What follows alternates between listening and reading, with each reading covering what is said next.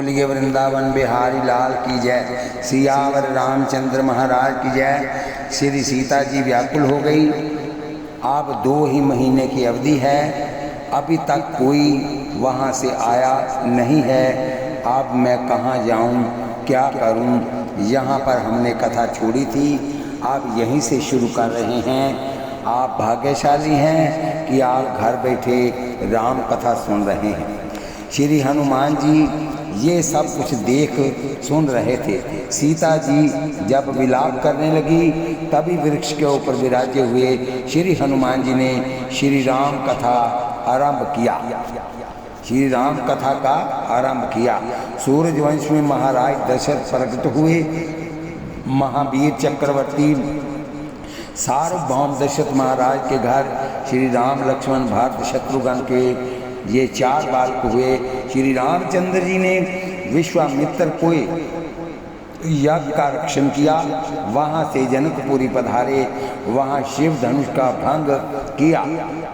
श्री सीता जी ने विजय माला अर्पण की। श्री सीताराम जी अयोध्या में विराजते थे।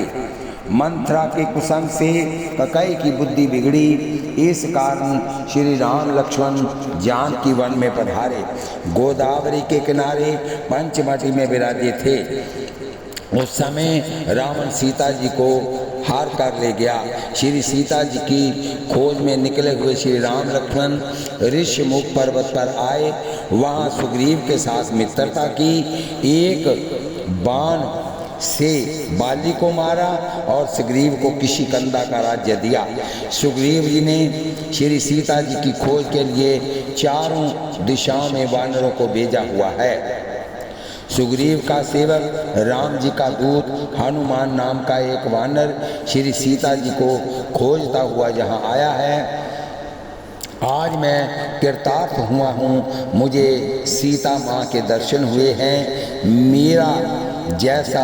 मेरे जैसा भाग्यशाली कौन है? बोलिए वृंदावन बिहारी लाल की जय। श्री सीता जी ने ये सब कथा सुनी।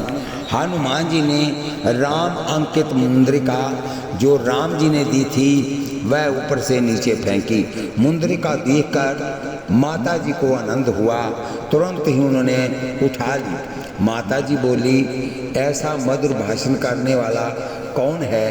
कहाँ है? मुझे प्रत्यक्ष दर्शन क्यों नहीं देता? हनुमान जी नीचे आए। अत्यंत दीन होकर श्री सीता जी माँ को साष्टांग वंदन किया और कहा, माँ मैं राम दूत हूँ, तुम मेरी माता हो। माता जी को प्रथम तो थोड़ी शंका हुई कि कहीं रावण तो माया बानर का स्वरूप धारण करके ना आया हो। हनुमान जी ने कहा, माँ तुम शंका न करो, मैं तुम्हारा सेवक हूँ, मैं राम जी का दास हूँ। श्री सीता जी जब जब एकांत में श्री राम जी से वार्ता करती थी तब करुणानिधान संबोधन करती थी। श्री हनुमान जी ये जानते थे, इसलिए बोले, राम दूत मैं मात जानकी, सत्य शपथ करुणा निधान की। माँ मैं करुणा निधान श्री राम जी का सेवक हूँ। ये करुणा निधान शब्द यहाँ सुना कि सीता जी की शंका टल गई, पूर्ण विश्वास हो गया, अंतरंग का प्रेम हुआ। हनुमान जी के साथ वार्तालाप किया।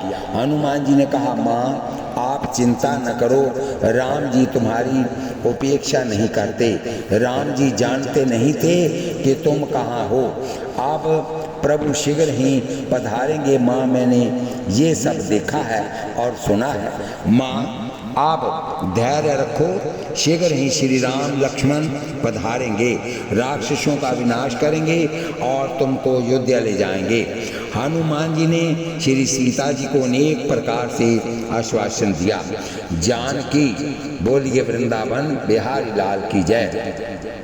हनुमान जी ने बाल स्वरूप धारण किया हुआ था। इससे माता जी ने कहा, बेटा तू तो बालक जैसा लगता है, सभी बानर भी तेरे जैसे ही होंगे। वह इन विशाल शरीर वाले राक्षसों के साथ किस प्रकार युद्ध करेंगे? हनुमान जी ने कहा, माँ मेरा असली स्वरूप आपको देखना है क्या? श्री सीता जी ने कहा, हाँ बेटा। सीताराम सीताराम सीताराम का कीर्तन करते करते हनुमान जी ने स्वरूप बढ़ाया। पर्वत जैसा विशाल स्वरूप धारण करके हनुमान जी खड़े रहे।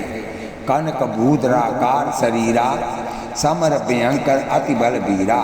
हनुमान जी ने कहा, माँ, इस स्वरूप से मैंने समुद्र का उल्लंघन किया था। श्री सीता जी को विश्वास हो गया कि हनुमान महावीर हैं, बलवान है। सीता जी को अत्यंत आनंद हुआ। हनुमान जी ने माता जी से कहा, माँ, तुम विलाप न करो, तुम्हारी इच्छा हो तो मेरी पीठ पर बैठ जाओ, क्षण भर में ही तुमको श्री राम जी के पास ले जाऊंगा। सीता जी ने कहा, बेटा, ये सभी ठीक है, तू मेरा पुत्र है, मैं तेरी पीठ पर चढ़ूं तो बाधा नहीं है, परंतु जगत को स्त्री धर्म समझाने के लिए मेरा अवतार हुआ है। बेटा, तू जितेंद्रिया है, बाल ब्रह्मचारी है, पवित्र है, परंतु मेरा स्त्री धर्म मुझे मना करता है। आज तक मैंने किसी पुरुष का स्पर्श नहीं किया। रावण बलपूर्वक उठा कर ले आया। उस समय मेरा कुछ वश नहीं था, बाकी मैंने किसी पुरुष का स्पर्श नहीं किया। बेटा, मैं तेरा स्पर्श करूं तो धर्म की मर्यादा टूटती है। राम जी यहीं पधारें और रावण को मारकर मुझे ले जाएं तो राम जी की कीर्ति बढ़ेगी। स्त्री जानकर किसी भी पुरुष का स्पर्श न करें। स्त्री के लिए पर पुरुष का स्पर्श वर्जित है। पर पुरुष का स्पर्श करने से स्त्री के पतिव्रत का भंग होता है, पतिव्रत का धर्म भंग होता है। साधु को, ब्राह्मण को स्त्री दूर से ही वंदन करे। स्त्री को किसी साधु का स्पर्श करने की आवश्यकता नहीं है। स्त्री धर्म की ये मर्यादा है। हनुमान जी ने कहा, माँ, तुम्हारी इच्छा नहीं तो मेरी भी इच्छा नहीं है। तुम्हारी इच्छा नहीं तो मेरी भी इच्छा नहीं है। मैंने तो केवल विवेक से तुमसे कहा था कि तुमको बहुत परिश्रम होता है, इससे जल्दी ही यहाँ से ले जाऊँ। श्री सीता जी ने कहा, बेटा, ये ठीक नहीं, मैं 2 महीने तक प्राणों को टिका कर रखूँगी। तू श्री राम लक्ष्मण को शीघ्र ही यहाँ पर लिवा ला। परंतु बेटा, ये समस्त वानर किस प्रकार से यहाँ आ पाएंगे? बोलिए वृंदावन बिहारी लाल की जय। हनुमान जी ने कहा, वानरों की तुम तनिक भी चिंता न करो। माँ, मैं तो बहुत बलवान है, वह तो बहुत बलवान है। सुग्रीव की सेना के सभी वानर मेरी अपेक्षा अधिक बलवान है।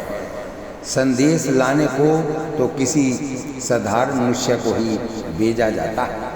जो बलवान होता है उसे दूत बनकर संदेशा लाने के लिए रवाना करना ठीक नहीं है।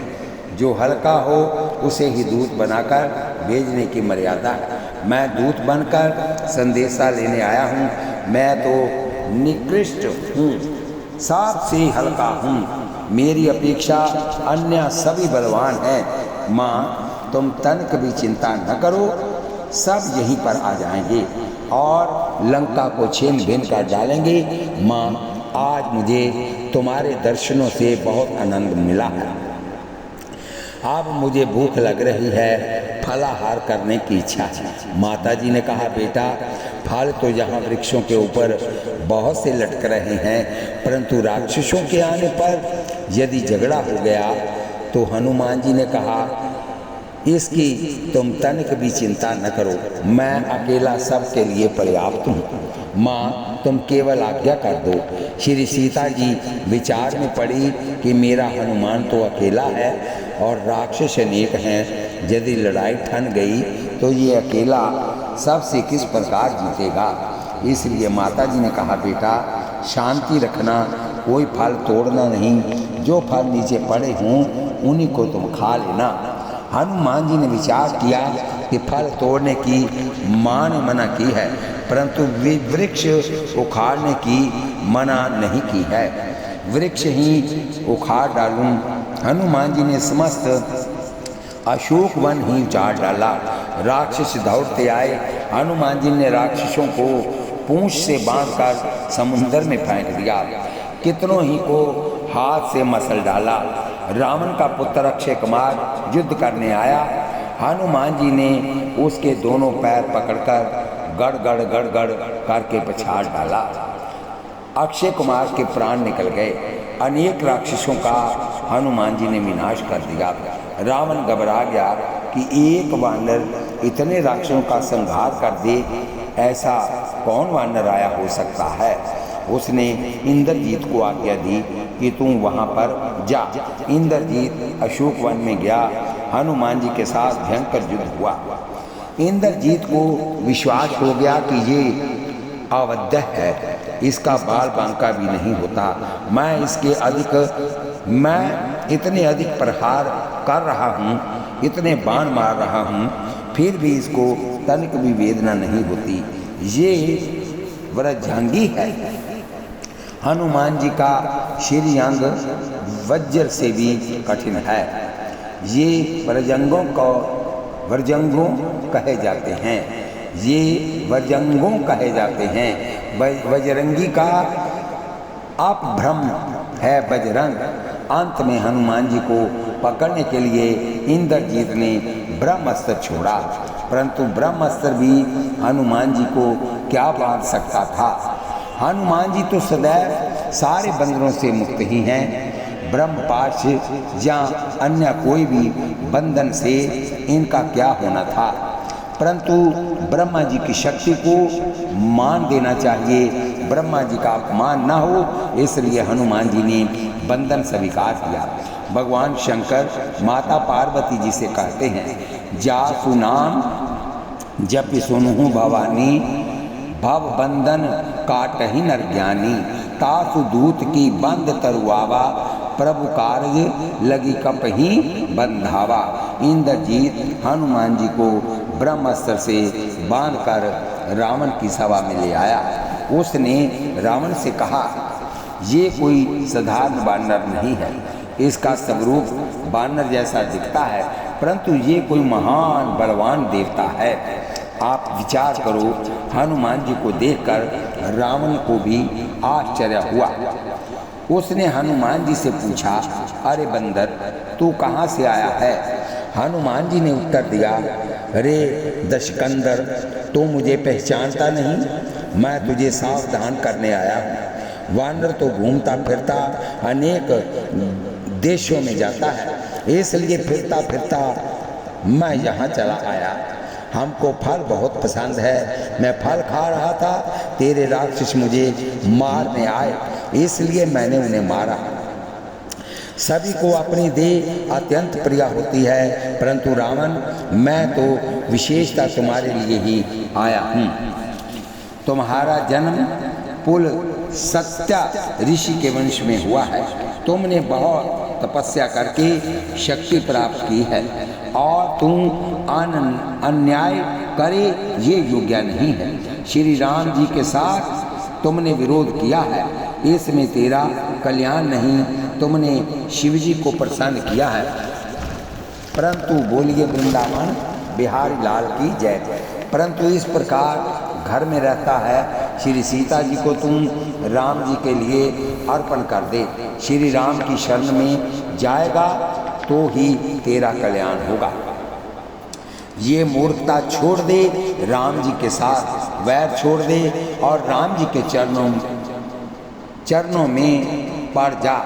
श्री राम तेरे सर्व पापों को क्षमा कर देंगे। रावण को क्रोध आया, उसने राक्षसों से कहा, ये बंदर मेरे आगे तपस्वियों की प्रशंसा करता है, पकड़ो इसको मारो। उस समय भविष्य ने कहा, राजनीति वर्जित करती है, पर दूतो न हंतव्या, शत्रु का दूत है। अगर तुम इसे मारोगे तो उसको खबर कौन देगा। इसको मारो मत, अन्य कोई सजा कर सकते हो। रावण विचार करने लगा कि मुझे ऐसा लगता है कि रात्रि के अंधेरे में मेरे घर में इसी की पूंछ आई होगी। रात्रि में मुझे बहुत कष्ट दिया था। इसकी आदि शक्ति इसकी पूंछ में ही मालूम होती है। इस पूंछ को ही जला डालना चाहिए। रावण ने राक्षसों को आज्ञा दी कि इसकी पूंछ तुम जला डालो। रावण की आज्ञा होते ही राक्षस पूंछ में कपड़ा लपेटने लगे। जैसे जैसे कपड़ा लिपटा गया वैसे वैसे पूंछ बढ़ती गई। ये तो योग माया थी। पूंछ इतनी अधिक लंबी हुई कि लंका में किसी कपड़े के दुकानदार के यहाँ कपड़ा ही नहीं रहा। समस्त कपड़ा पूंछ में लपेटने पर भी कपड़ा कम पड़ गया। तब हनुमान जी ने रावण से कहा कि तू अपनी धोती खोल डाल और इसे पूंछ में लपेट। किसी के घर में वस्त्र रहा ही नहीं। पूंछ बढ़ती जाती थी। तत्पश्चात तेल घी मंगाया, उससे कपड़ा भिगोया गया। नगर में तेल घी भी समाप्त हो गया। रहा ना नगर वसन धृत तेला, बाड़ी पूंछ कीन कपि खेला। हनुमान जी ने ऐसा नाटक किया। अंत में राक्षसों ने अग्नि लगाई, परंतु धुआं अधिक हो गया। अग्नि जल्दी प्रकट न हो सकी। हनुमान जी ने कहा, रावण, ये पूंछ यज्ञ है और इसके जजमान तुम हो। तुम फूंक मारोगे तो अग्नि प्रकट होगी। मूर्ख रावण समझता था कि मैं बहुत चतुर हूँ, बहुत बलवान हूँ, इसलिए ये पूंछ के पास गया और 10 मुख थे तो 10 मुख से जोर से फूं करने लगा। एक दम जोर से ज्वाला भड़क उठी। जैसे ही ज्वाला भड़की कि हनुमान जी ने रावण की दाढ़ी पर पूंछ का प्रहार किया। हनुमान की दाढ़ी पूंछ से जलने लगी। रावण घबरा गया। उसने राक्षसों को आज्ञा दी कि इस बानर को पकड़ो। राक्षसों ने हनुमान जी को बांधा। हनुमान जी ने विचार किया कि रात्रि में लंका भली प्रकार दिखी नहीं थी। मुझे अब लंका अच्छी तरह से देखनी है, कुछ बाकी नहीं रखनी है। राक्षस हनुमान जी को बांधकर मारने लगे। हनुमान जी ने ऐसा नाटक रचा कि मानो पूंछ अब बहुत जल रही है और मुझे बहुत कष्ट हो रहा है। वह मृतक के समान होकर गिर पड़े। हनुमान जी की ये दशा देखकर राक्षस बहुत प्रसन्न हुए, ताली बजाने लगे। कोई राक्षस हनुमान जी को लकड़ी मारने लगा, कोई लात मार रहा था। रावण की आज्ञा हुई कि इसको पूरे नगर में घुमाओ, ये पूंछ हीन होकर ही यहाँ से जाए। ढोलक बजाते बजाते राक्षस हनुमान जी को लंका में चारों तरफ घुमाने लगे। बाजहि डोल देही सब तारी, नगर फेरी पुनि पूंछ पर जारी। हनुमान जी सब सहन करते जा रहे थे। उन्होंने मन में निश्चय किया हुआ था कि मुझे सब देख लेना है, पीछे तुमको बताऊंगा। कुछ राक्षसियाँ श्री सीता जी के पास आई। उसने कहा, जो वानर तुम्हारे साथ बात कर रहा था, जिसने तूफान करके अशोक वन नष्ट कर दिया था और राक्षसियों को मारा था, उस वानर की पूंछ अब जल रही है। राक्षसों को मारा था, अब उसकी पूंछ जल रही है। वह मृतक जैसा हो गया है। उसे पूरे नगर में घुमाया जा रहा है। माता जी ने जब ये सुना तब वह बहुत व्याकुल हो गई। मेरे हनुमान जी की पूंछ जल रही है। मैंने आज पर्यंत पतिव्रता धर्म का पालन किया हो। श्री राम बिना मैंने किसी पुरुष का स्मरण भी न किया हो, तो हे अग्निदेव तुम अब शीतल हो जाओ। उस समय जैसे जैसे अग्नि पर दीप्त होने लगी वैसे वैसे हनुमान जी को ठंडक लगने लगी। हनुमान जी का एक बाल तक नहीं जला। हनुमान जी चारों ओर फिरकर लंका जैसे ही देख चुके। उस समय सीताराम सीताराम कीर्तन करते करते सभी बानर तोड़ डाले, सभी बंधन तोड़ डाले। भयंकर पर्वताकार स्वरूप धारण कर लिया। रावण के राजमहल का एक स्तंभ तोड़ डाला और उस स्तंभ से एक एक पर प्रहार करने लगे। राक्षस बड़बड़ाए कि ये तो बहुत जबरदस्त है। अभी तो ऐसा लग रहा था कि मानो मरने वाला है, परंतु ये तो सब नाटक ही कर रहा था। बोलिए वृंदावन बिहारी लाल की जय, बोलिए जुगल सरकार की जय। फिर तो हनुमान जी ने एक के बाद एक मकान पर छलांग लगाकर लंका जलाना प्रारंभ किया। चारों ओर से पवन छूटने लगी। हनुमान जी वायुदेव के पुत्र हैं, वायुदेव अग्निदेव के मित्र हैं। अग्निदेव हनुमान जी के लिए अत्यंत शीतल हो गए। हनुमान जी ने एक एक राक्षस के घर के ऊपर कुदान लगाकर प्रत्येक के घर में अग्नि लगा दी। रावण का राजमहल जलाया।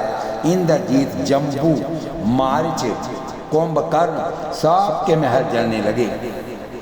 सारी लंका धक धक धक करके जल रही थी। राक्षस राक्षसियाँ अत्यंत घबराए, हाय हाय करके रोने लगे।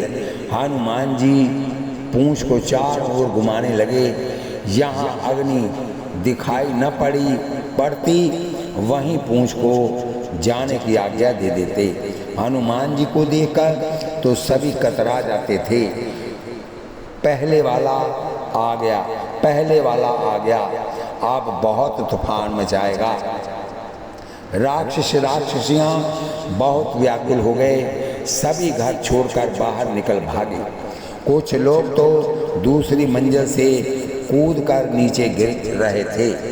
बाहर आने के बाद कुछ को याद आती थी कि आभूषणों की पेटी तो अंदर ही रह गई है। पीछे मन होता है कि आप जलने दो ना, अंदर तो मकान सुलझ रहा है।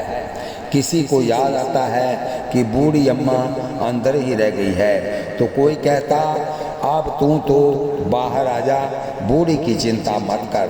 बाहर आने पर एक राक्षसी को याद आया कि बालक तो पलना में ही लेटा रह गया। उसने अपने पति से कहा तुम अंदर जाकर बालक को ले आओ। राक्षस ने देखा तो संपूर्ण मकान धक धक धक करके सुलग रहा था। उसने कहा मैं नहीं जाऊंगा, तू ही चली जाना।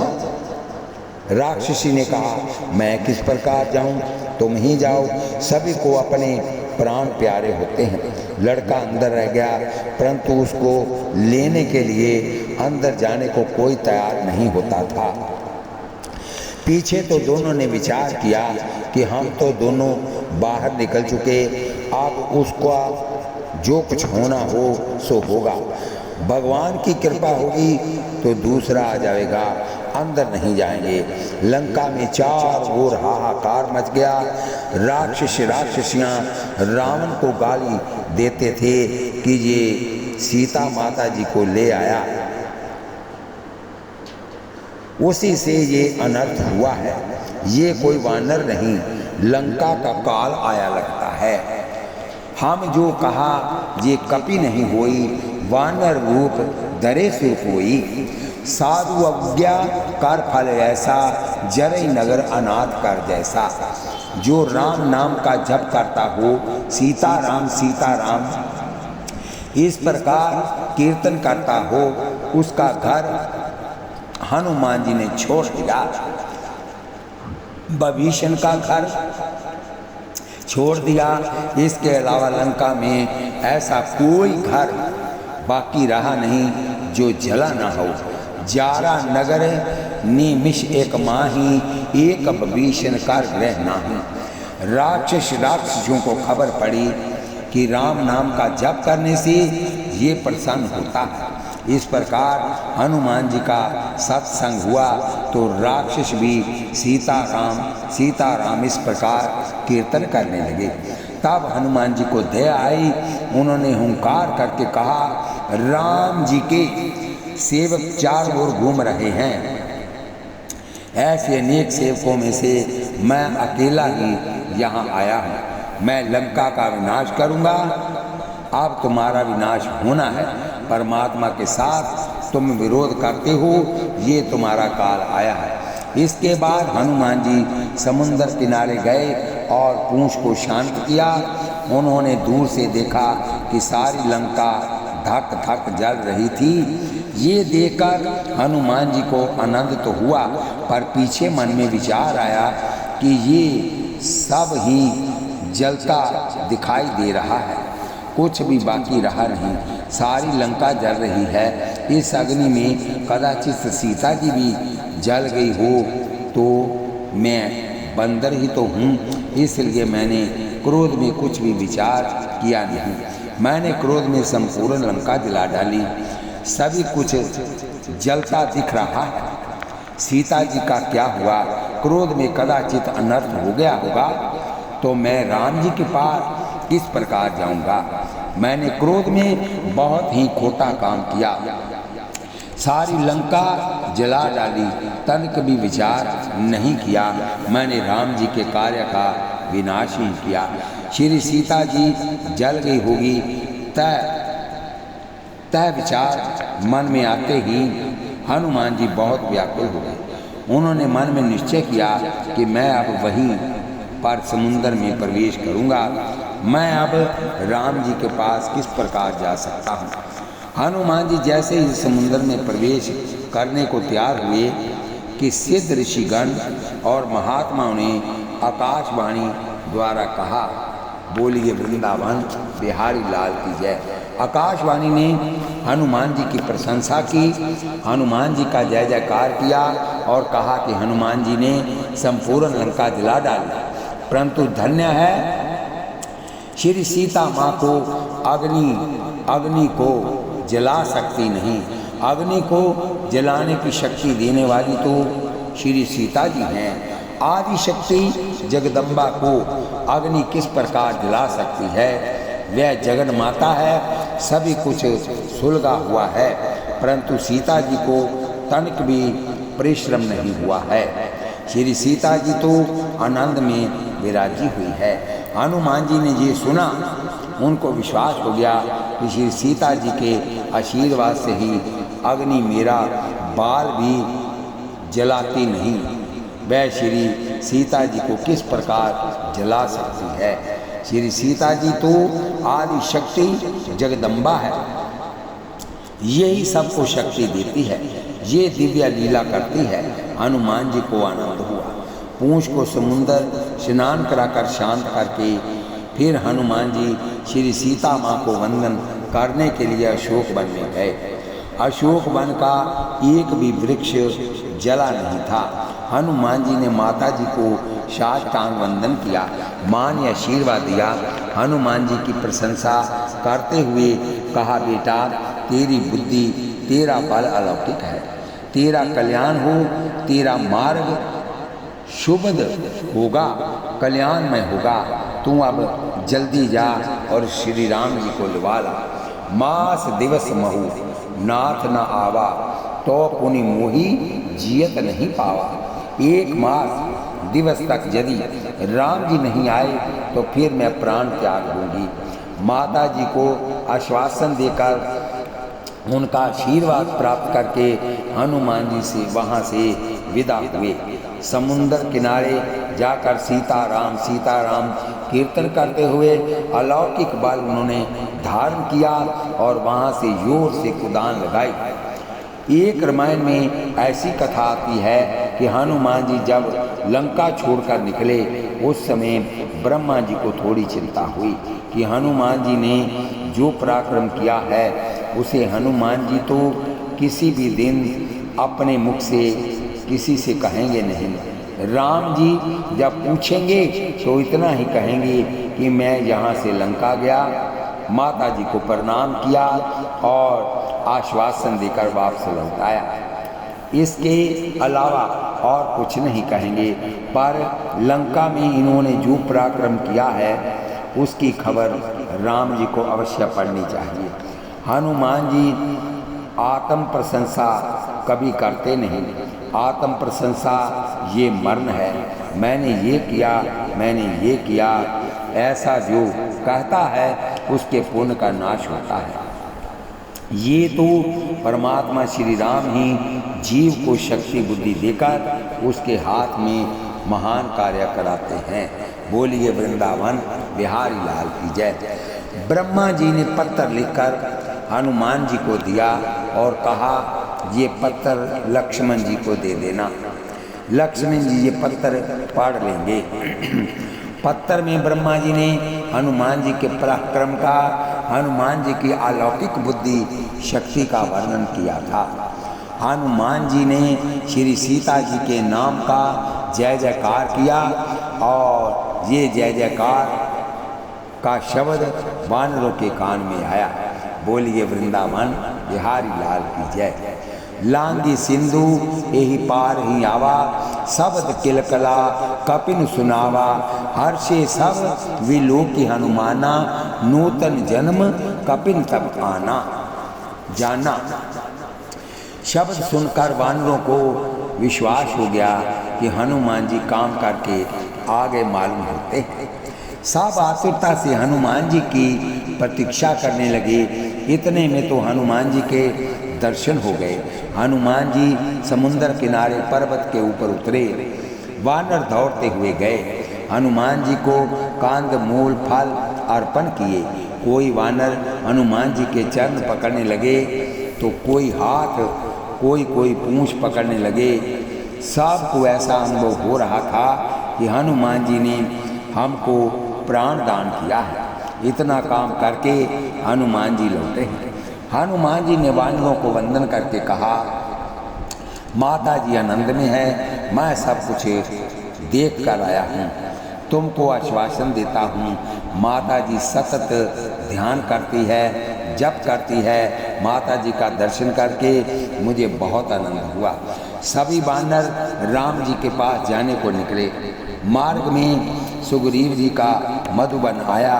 सुग्रीव के मामा दधिमुख इस मधुबन की रक्षा करते थे। हनुमान जी की आज्ञा से सभी वानर मधु पान करने लगे। इससे दधिमुख को बहुत खोटा लगा।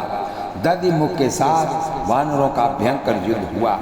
दधिमुख सुग्रीव के पास दौड़ा गया और कहने लगा, कोई मानता ही नहीं, अनेक वर्षों से रक्षित तुम्हारा मधुबन छिन्न भिन्न हो गया है। सुग्रीव जी को विश्वास हो गया कि ये लोग काम करके आए हैं, इसी से मधु पान कर रहे हैं। बोलिए वृंदावन बिहारी लाल की जय। जो न होत सीता सुधि पाई, मधुबन के फल सकही की खाई। ऐसा विचार करके सुग्रीव जी ने दधिमुख से कहा, मैं जल्दी बुला रहा हूँ, ऐसा मेरा संदेश उनसे कह दो। फिर सुग्रीव जी ने लक्ष्मण जी से कहा, श्री सीता जी के दर्शन हो गए हैं, हनुमान जी काम करके आ गए हैं, ऐसा लगता है परमा आनंद हुआ।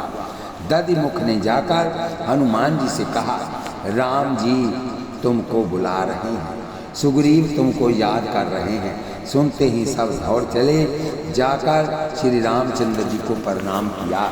बोलिए वृंदावन बिहारी लाल की जय।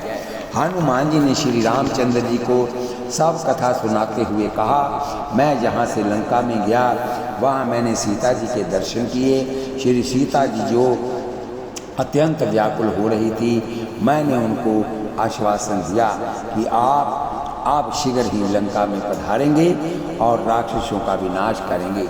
महाराज श्री सीता जी के दर्शन करके बहुत आनंद हुआ। श्री रामचंद्र जी ने जानकी जी की कुशल पूछी, कहो तात यही के ही बांधती जानकी, रहती करती रक्षा सब प्राण की। बोलिए वृंदावन बिहारी लाल की जय। इस कथा को हम यहीं पर विश्राम देते हैं। कथा आगे फिर चलती रहेगी। आप भाग्यशाली हैं, आप रोज़ कथा सुने। कथा आधे घंटे की होती है। कथा सुनते वक्त हाथ में माला लें, जीवा से नाम जपें, कानों से कथा सुने और आँखों के द्वारा प्रभु के दर्शन करें। आपका जीवन सफल हो जाएगा। आप आशीर्वाद के रूप में माताएं, बहनें, बेटियां, भाई, बंधु आजीज जितने भी हैं इस कथा को सब्सक्राइब लाइक शेयर करें। शेयर की हुई कथा आपकी यहाँ तक जाएगी, जो लोग सुनेंगे उसका आधा फल आपको भी प्राप्त होगा।